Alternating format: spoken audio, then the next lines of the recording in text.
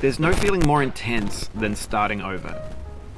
If you deleted your homework the day before it was due, as I have, or if you left your wallet at home and you have to go back after spending an hour in the commute.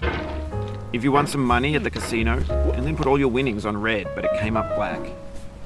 If you got your best shirt dry cleaned before a wedding and then immediately dropped food on it.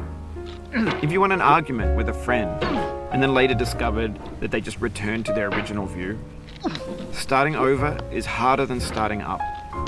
If you're not ready for that, like if you've already had a bad day, then what you're about to go through might be too much. Feel free to go away and come back.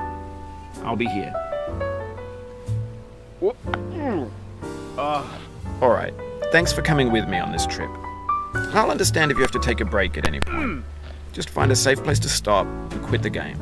And don't worry, I'll save your progress, always, even your mistakes. This game is a homage to a free game that came out in 2002 titled Sexy Hiking.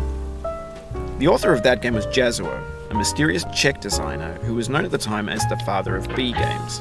And B games are rough assemblages of found objects. Designers slap them together very quickly and freely, and they're often too rough and unfriendly to gain much of a following. They're built more for the joy of building them than as polished products.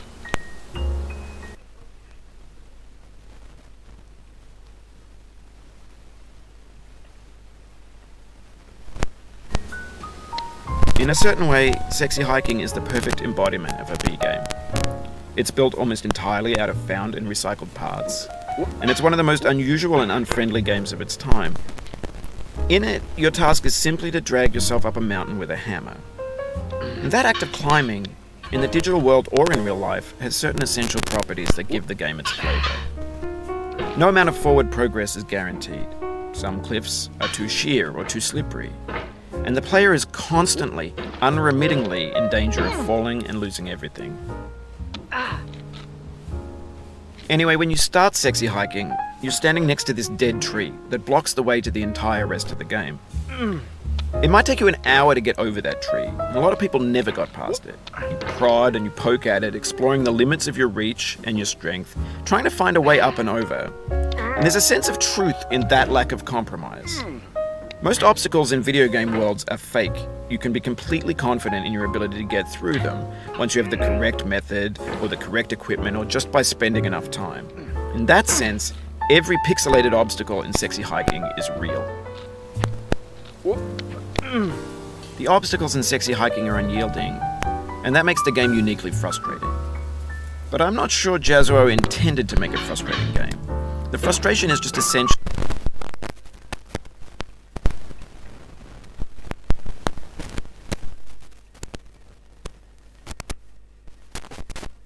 to the act of climbing, and it's authentic to the process of building a game about climbing. A funny thing happened to me as I was building this mountain. I'd have an idea for a new obstacle, and I'd build it, test it, and it would usually turn out to be unreasonably hard.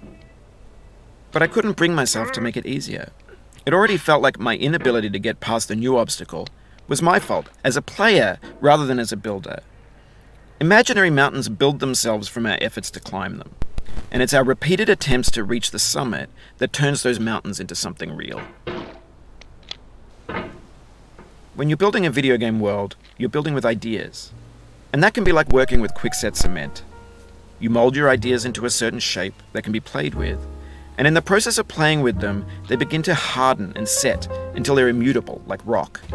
And at that point, you can't change the world, not without breaking it into pieces and starting fresh with new ideas.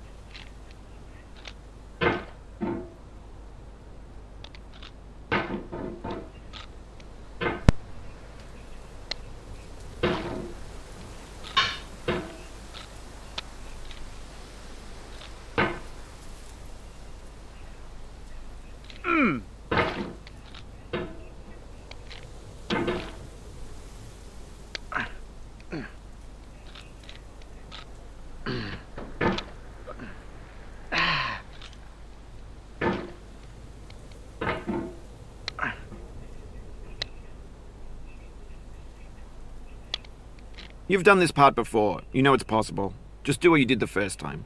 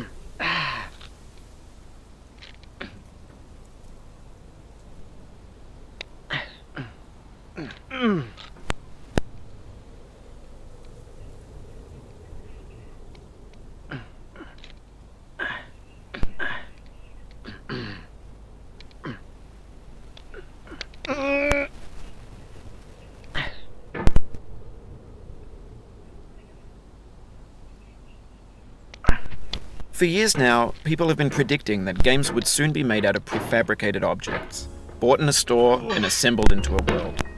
And for the most part, that hasn't happened, because the objects in the stores are trash. I don't mean they look bad or that they're badly made, although a lot of them are. I mean they're trash in the way that food becomes trash as soon as you put it in the sink. Things are made to be consumed and used in a certain context, and once the moment is gone, they transform into garbage. In the context of technology, those moments pass by in seconds. Over time, we've poured more and more refuse into this vast digital landfill that we call the internet. It now vastly outnumbers and outweighs the things that are fresh and untainted and unused. When everything around us is cultural trash, trash becomes the new medium, the lingua franca of the digital age. And you can build culture out of trash. But only trash culture. B games, B movies, B music, B philosophy. Maybe this is what digital culture is. A monstrous mountain of trash, the ash heap of creativity's fountain. A landfill with everything we ever thought of in it. Grand, infinite, and unsorted. There's 3D models of breakfast, Gen X's fanfic novels, scan magazines, green screen Shia LaBeouf, banned snuff scenes on LiveLeak. Facebook's got lifelike bots with unbranded adverts and candid shots of Kanye and Taylor Swift mashups, car crash epic failed GIFs, Russian dashcam vids, discussions of McRibs, discarded, forgotten, unrecycled, muddled, rotten, untitled. Everything's fresh for about 6 seconds, until some newer thing beckons, and we hit refresh. And there's years of persevering, disappearing into the pile, out of style, out of sight.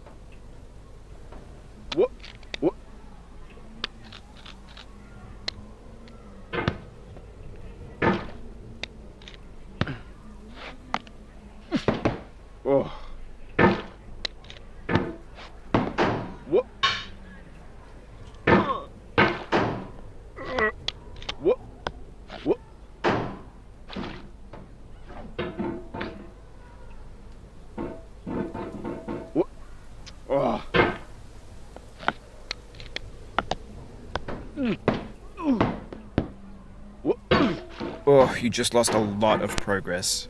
That's a deep frustration, a real punch in the gut.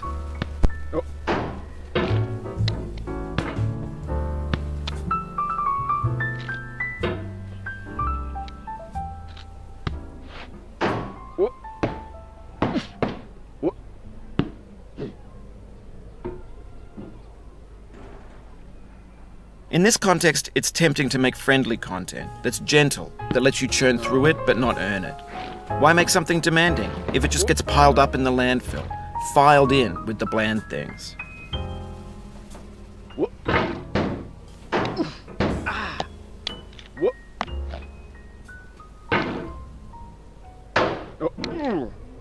No.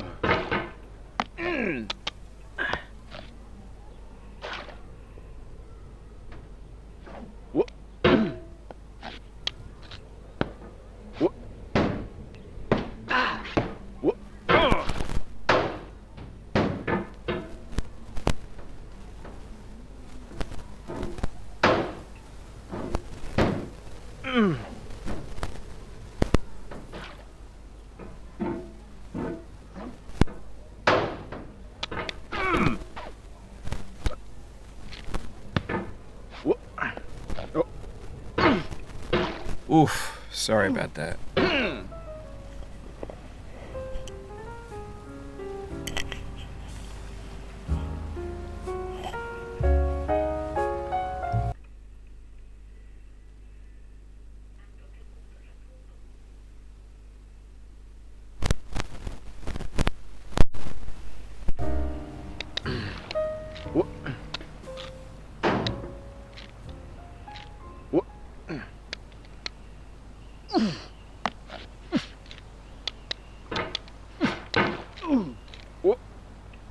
happen again.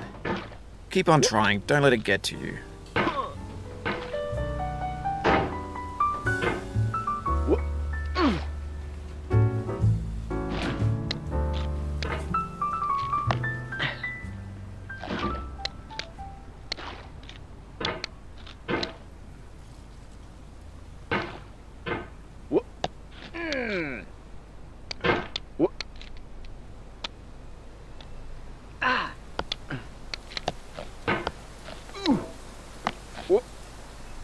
This thing that we call failure is not the falling down, but the staying down. Mary Pickford.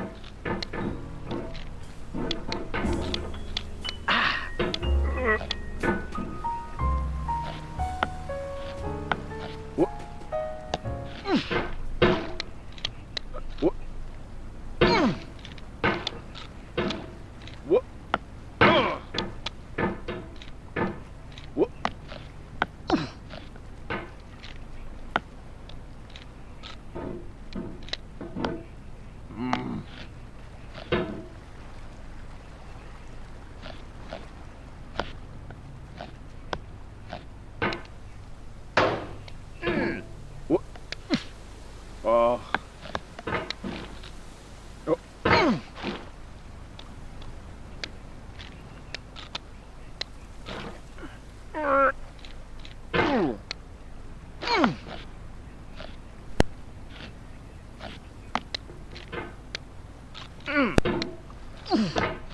No.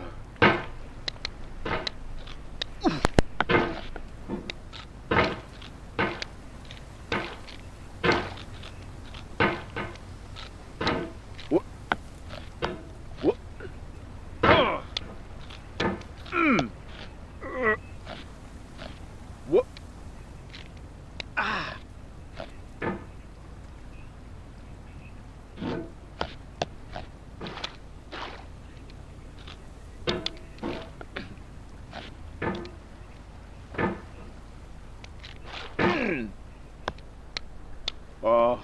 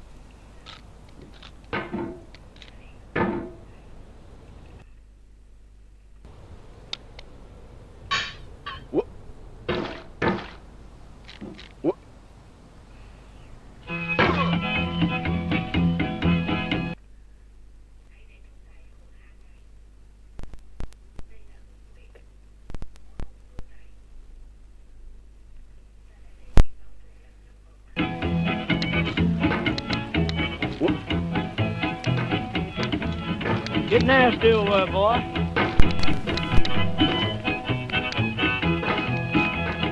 Going down the road feeling bad. I'm going down the road feeling bad. Going down the road feeling bad, and I ain't going to be treated this way.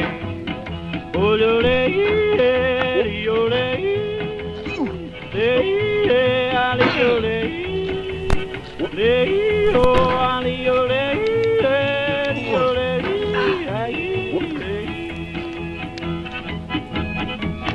lay them blues up on friend.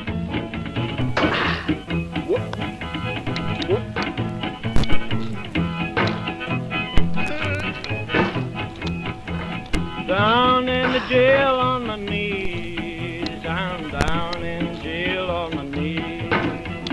Down in jail on my knees, and I ain't going to be treated this way.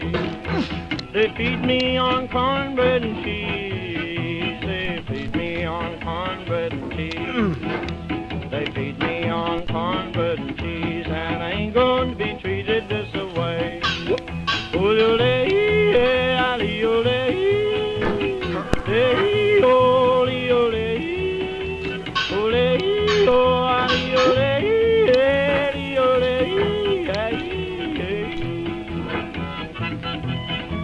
Let's go to town, boys. Hey, buddy. Oh, no, no.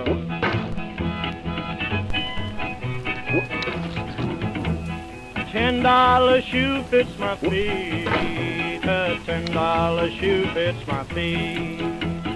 $10 shoe fits my feet, and I ain't going to be treated this way. Going where the weather suits my clothes. I'm going where the weather suits my clothes. I'm going where the weather suits my clothes, and I ain't going to be treated this way.